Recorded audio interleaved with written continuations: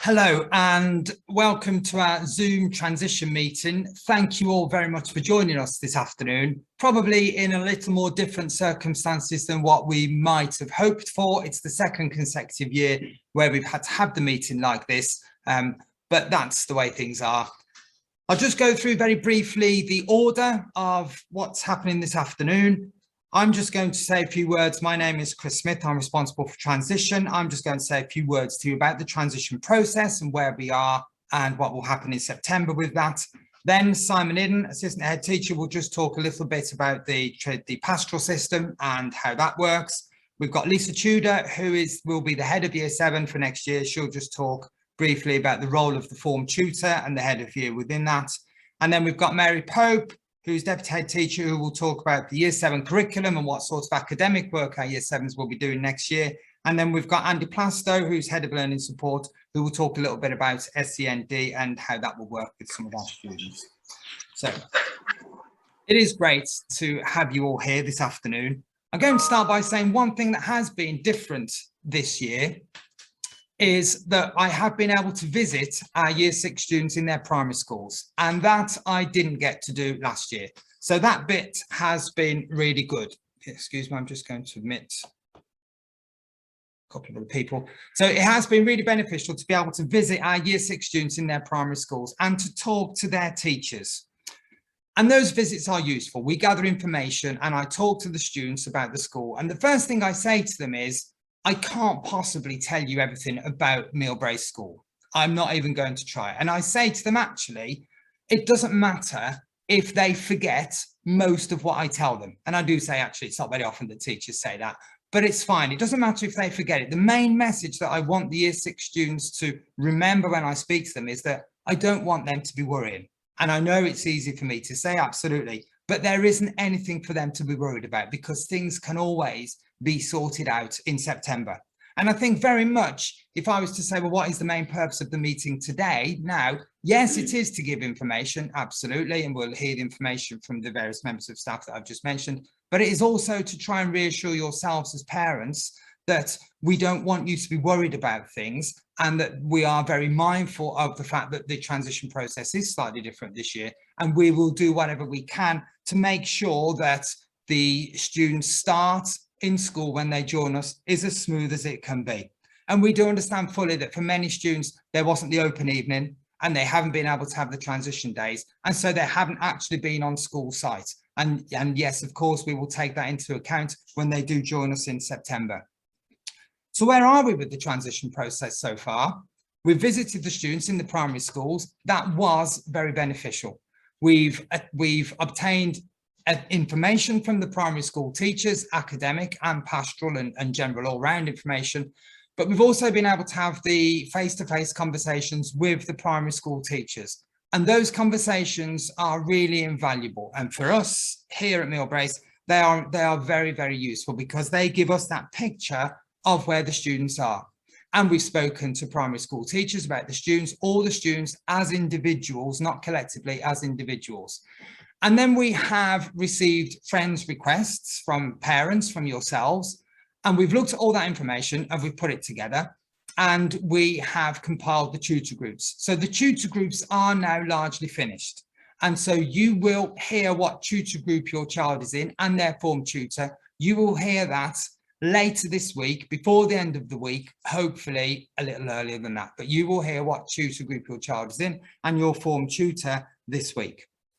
What I will then do is meet with all of the form tutors individually and go through their tutor groups with them, and I'll talk to them about some of the students in their tutor group and just give them a little picture of each student based on the information that we've been able to find out. And I'll have those meetings with the form tutors over the coming days.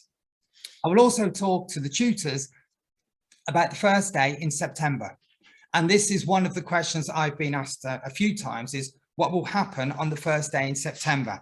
And I think there is understandable concern that because the year 6 students haven't been into school before, that they will essentially just be welcomed into school and then be sent off on their day and expected to just get on with their day from when they start. And no, it won't be like that at all. We are fully aware that for many students, they haven't been onto the school and we need to take measures based around that.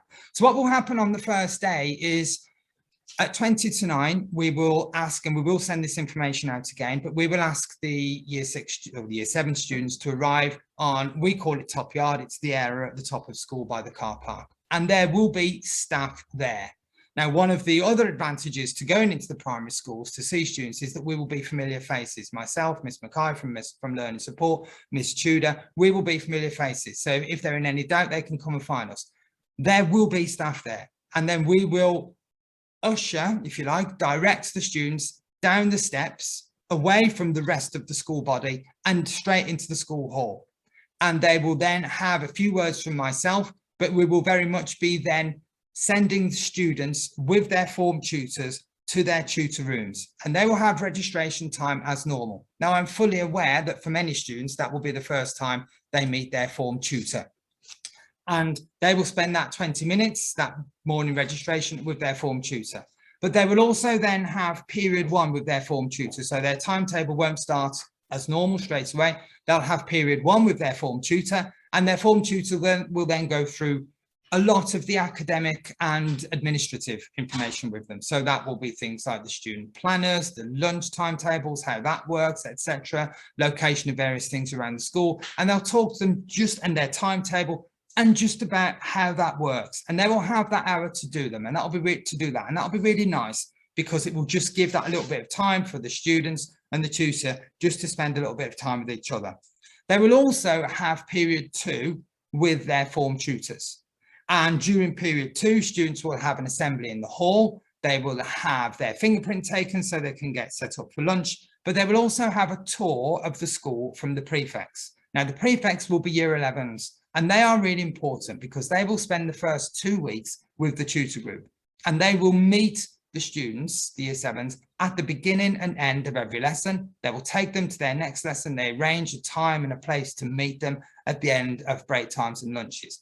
And that system works very well. And what happens at the end of every break time, for example, is you will see at various locations around the year 7 break area, you will see the tutor groups in lines and the year 11 prefects at the head of it, and they have registers and they make sure everybody's there and they take them to their next lesson.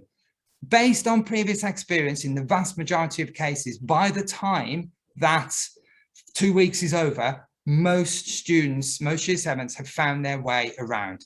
And that's absolutely fine. But that then brings me on to the question that I very often get asked when I go to the primary schools is, what happens if I get lost? And my answer to the year 6 students at the time, without in any way meaning to be flippant, my answer is, what happens if you get lost? Nothing. Nothing happens at all. And all I say to them is, you simply find a member of staff around the school. If it's at the end of break time, there's always lots and lots of staff there. You find that member of staff or another student and just show them your timetable where you need to go, and they will take them there. And they will never get into trouble for being a few minutes late to a lesson because they got lost. It's absolutely fine. And then from period 3 onwards on that first day, students then do revert to their normal timetable and go to their normal lessons, but being taken there and met by the year 11 prefects. And that system does work very well. And then that prefect system, that will then carry on for the first 2 weeks. And as I said, by the time the end of that, usually most students have found their way around. I did mention that students won't have seen their form tutors, absolutely.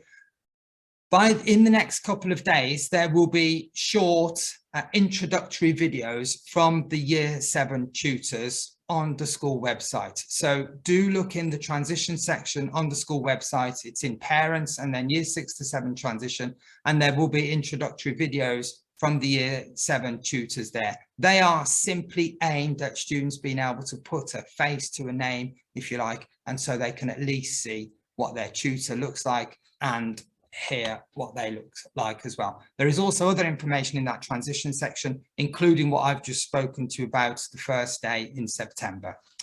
I'm going to hand over now to Simon Idden, who's going to talk through very briefly the pastoral system within school. Thank you, Chris. Well, good evening, everybody. My name's Simon Idden, and I'm going to tell you a little bit about some of the things that we do in school to look after your children when they're here. It is really, really important that when your children join Millbrae School, that they are in a happy environment, that they enjoy being part of Millbrae, and that any worries and any problems that they've got can be dealt with really quickly. And I know from being a parent myself of students here that actually if the students are happy, if our children are happy, then they want to learn and they will get on really, really well. And so making sure that that is in place is really important. And there are a number of things that we have got in school to make sure that this happened. First off, we've got our wellbeing team who are based in the bungalow, which is at the front of school. And we've got a team of people there who are non-teaching staff, but who are really experienced in dealing with a whole range of different problems through sort of the students' mental health issues, through issues they might be having with friendships, things that they might be coming up with their online lives, and they can work with your children in different groups and one-to-one to look at some of those issues. We've also got a counsellor who works in school 2 days a week and has got a full caseload. And that is a really, really important thing to do. We work as well with outside agencies so that if your children are struggling and they're really finding it difficult in terms of their mental well-being and their mental health, then there are things and groups that we can work with and refer into. But there are normal structures in school as well, and that will run through the form tutor and run through the heads of year. So if you're a young person, if your child is really struggling and they think, I don't know what to do, first port of call is the form tutor. The form tutor will be able to then signpost them on to other places. We've got a group called the Pastoral Intervention Team or the PIT team, and they are really, really good about getting into lessons, about working with young people and about sort of working through problems and issues and anxieties and getting them back into lessons and getting them back happy again. Any school that says they do not have any bullying is lying, but a school that doesn't deal with it is a problem. And I think that what we want to be able to do is say that if anybody comes to see us and they say that I am being bullied, I am being called names, whether that's in the real world or whether that is online, we want to deal with it. And so we want the students to be able to come and see us, to talk to us, so that we can begin to address these issues, both with them, with the people who are bullying them, and also with you, and form this sort of group and this wall around our children so that they can be, again, as happy as possible in school. If you as a parent have got any worries, then the form tutor, the head of year, come to me or to Dr. Smith or to Mrs. Pope, who you're going to be meeting later, and we will be able to begin to get that problem solved and certainly signpost you and your child to make sure that those systems are best handled. We really look forward to seeing you in September. I hope there aren't any problems. I hope there aren't any issues, but if there are, you can come and see us and we will be able to get those sorted for you. Thank you. I'm now going to hand over to Lisa Tudor, who is head of Year 7.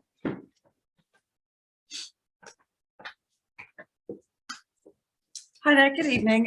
Lovely to see so many families attending this evening. It's a shame we can't do it in person, but this is better than nothing. So I'm going to be head of Year 7 in September, and my role is to oversee the team of 10 tutors that we've got looking after your young people. The form tutors will become the most important person in your child's school life, and they will get to know your children really, really well, build those relationships over 5 years. They will have daily contact, 20 minutes a day in the morning with your children, getting to know them in the first instance, checking they're okay on a daily basis, and also helping to maintain our expectations in terms of making sure they're ready to learn with their uniform and their equipment, and supporting them in doing that, because we do understand that they're not going to come in and get it right to start with all the time. And, you know, there are going to be times when they need that support and they need that assistance from their tutors. And that's what we're there for. That's what they're there for. They're also going to help them get used to following their timetables and organising homework, because we do understand that it's very new and different to how things used to work in primary schools. We do consider it very much a team effort with us as a school, working with you guys as parents and carers to support your young people and make sure that they have a successful and a happy time here at Millbrae School and achieve their full potential. I do realise that it is quite an apprehensive time for you as parents. I was in this position myself 3 years ago, and I understand what it's like to be the parent of a year 6 going into year 7 and those worries and concerns that you might have. But having worked here for 12 years and seeing the way that this school works and the team of people that you've got around your children, I can just assure you that we will look after them. Most of us here know what it's like to go through this process with our own children, and we will look after them and we will do our very best for them. So I do look forward to meeting all of your children in September and going on this 5-year journey together. And it's been lovely to talk to you. Thank you very much. I'm going to hand over now to Mrs. Pope. Thank you.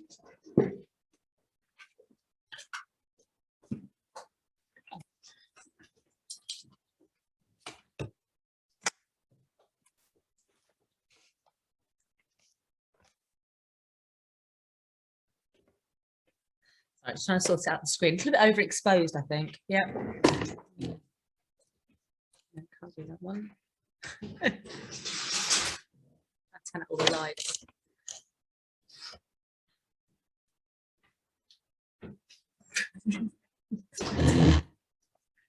There we go. No. Okay. Anyway, right. Well, they changed the curtains around and things, and we try and make it sunlit. I have some eyes at least. Right.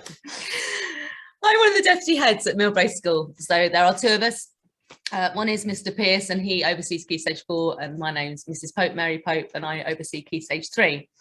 I have oversight of many things that happen within Key Stage 3, around safeguarding of children, around their day-to-day experience, around classes, groupings, curriculum, and all sorts of things. But in particular, I'm going to talk to you today a little bit about the Key Stage 3 curriculum.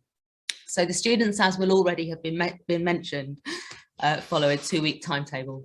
And what that means is that over the 2-week cycle, we have a week 1 and we have a week 2. And your child will have a timetable that they have on paper, but which also is shown on the Satchel Show My Homework app as well, which gives the same information. Every day they have 5 lessons. The structure for year 7 is that they will have 1 lesson and then a break time, followed by 2 lessons. Then they have a half hour of their lesson 4 and then lunch, and then the second half of lesson 4, followed by a final period in the day. So the reason for that is so that they can have a break time in the morning, but the split lesson during lesson 4 is so that they can also have a lunchtime that is apart from the rest of the school. For year 7, it gives them a chance to play, to be outside, to have a bit more space to roam around in, particularly after the year that we've had with COVID, and also unencumbered by older year groups being around at that time as well.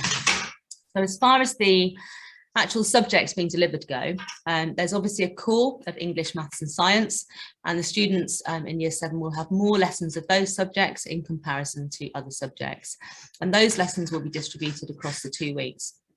They will also follow courses in French, geography, history and RE, and for those lessons, again, they will have a number of sessions as split over the 2 weeks.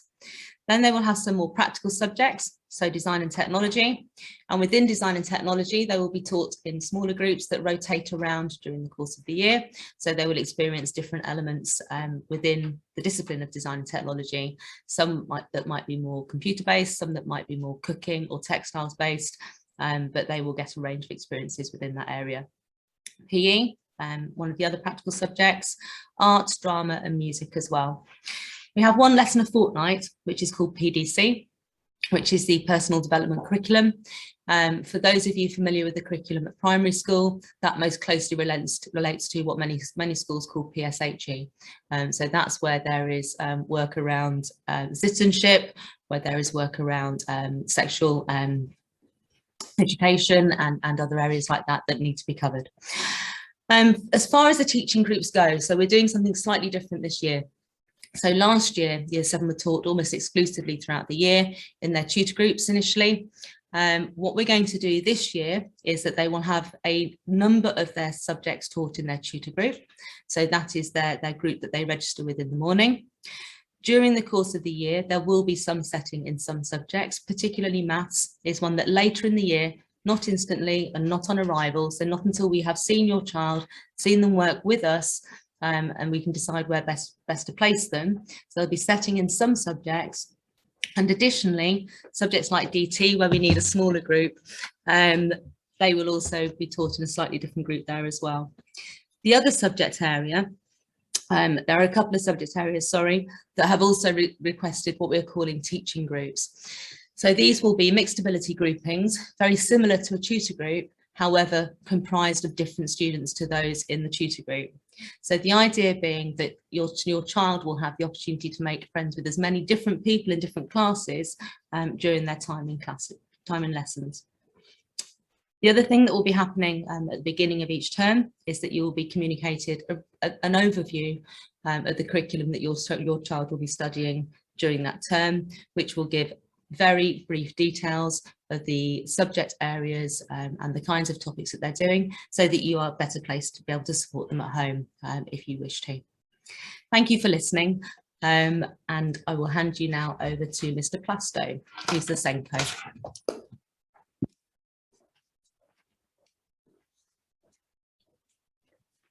Good afternoon. Well, I normally leave the best till last, so I think someone must have got the running order wrong today. But I'm Andy Plasto, I'm the SENCO, and I'm currently supported by a team of 25 TAs. We've already been heavily involved in the transition process. So my lead TA for Year 6 and Year 7, Dee Mackay, she's visited all the primary schools with Dr. Smith and collected information about all our new students from the SENCO and from the Year 6 teachers. She's now got all of that information together and collated it, and she'll share that with all our Year 7 form tutors as alongside subject teachers and TAs, so that we have a really sort of good idea about what your primary schools are saying about your students and what your children, what their needs are. I think this is sort of the key role we have in terms of the SEND team, which is sharing the information about students, their challenges, their strengths, their weaknesses, and any special educational needs they have, with all staff, so that they can understand the individual child and aim to meet that child's needs in the classroom. When the Year 7s arrive in September, we will ensure in the first instance there's a TA presence in quite a few of their classes, so that we can get to know the new tutor groups, what the students are like, what they're like as individuals, what they're struggling with, because this will help us to identify and meet their needs. We've already used information from primary schools to identify which groups of students may already need that support, so we're already sort of prepared for that in September.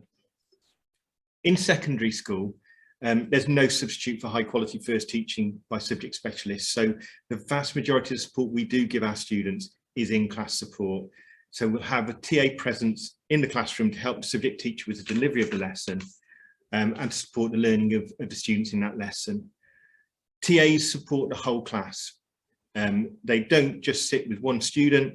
We aim to make sure that all of our students feel that they're being supported, that they have those additional adults to help them if they need it.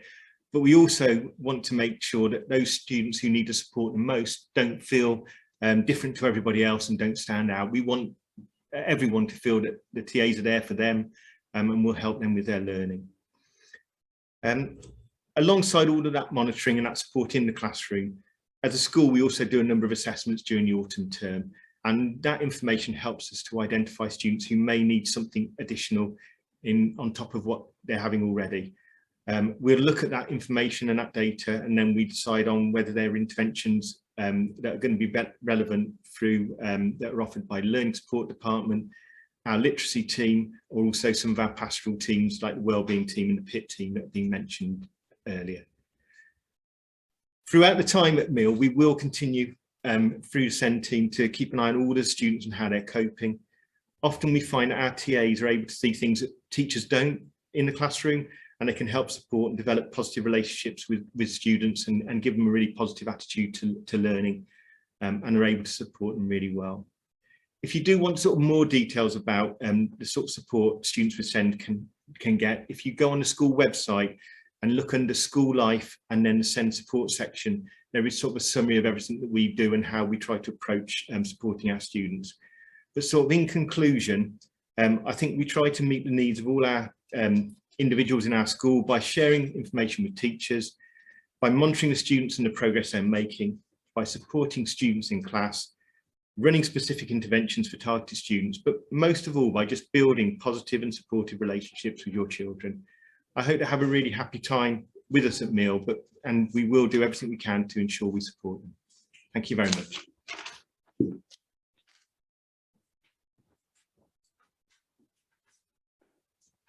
Hello, I just wanted to finish off just by answering a couple of the questions that have been posed before the meeting, but also firstly, just to carry on really with one of the points that Andy's just made about SEND, when he said that it is a process of continuing to work with students and teachers. I'm aware this is very bright, of continuing to work with students and teachers. That actually applies to the transition process as a whole. What I would not want you to think or to have the impression is that transition is students joining us from primary school and they arrive in September and they have the first 2 weeks with their tutor, with their prefects, and then that's it. Yes, after that they are full, absolutely members of Millbrae School and they will be getting on with their normal school life.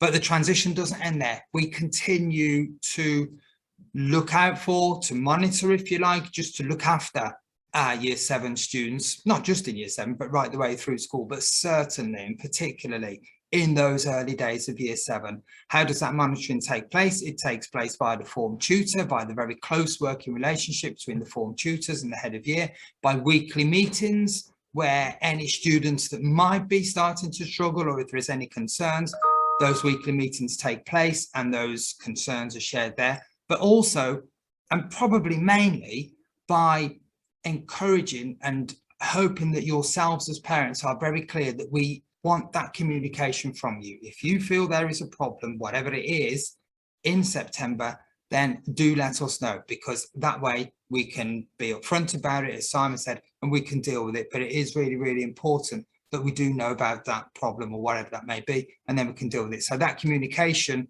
from us to you, but also from yourselves to us, is absolutely vital. And that transition process, it goes on throughout the year.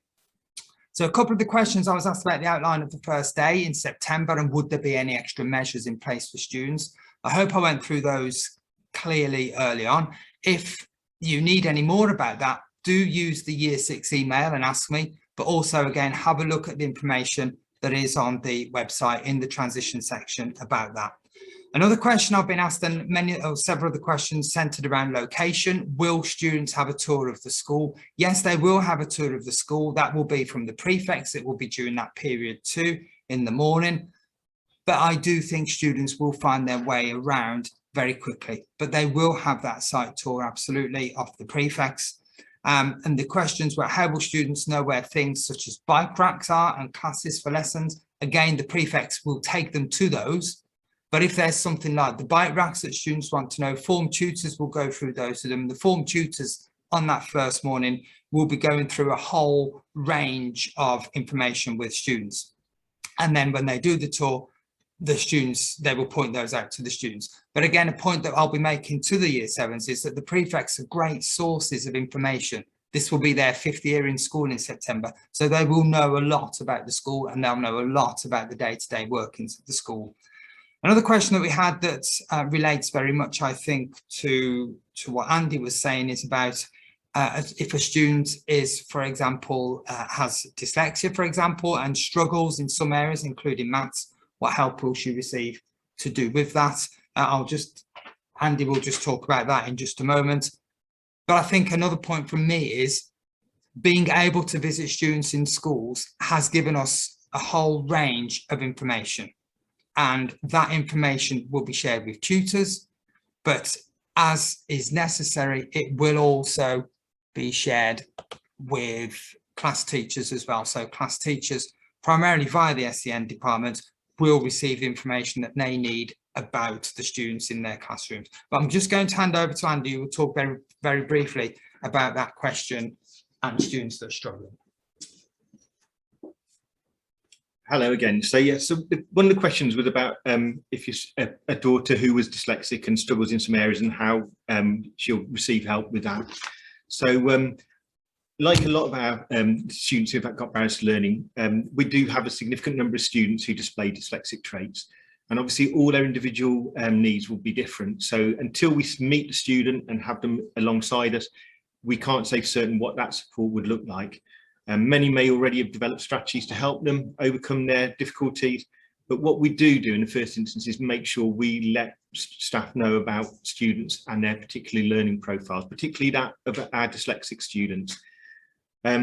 Teaching staff are often best placed to support our students, and they are all very aware and implement quality first teaching methods which help support the needs of students, for example, with dyslexia, to access the curriculum. We do treat every child as an individual when identifying their needs. So rather than looking at label, we'll look at how we feel is best to support that child. We have lots of other indicators, and as I said to you before about the assessments like reading tests and spelling tests that we will do, which will identify a particular need that a child may have. And that will help us decide which interventions we'll put into place. We do have a number of literacy interventions alongside some reading and spelling interventions, telling the time and various other things. But what we tend to do is when the students have started, we'll look at what will be the best interventions for them and whether they would need those interventions or not. Okay, thank you very much.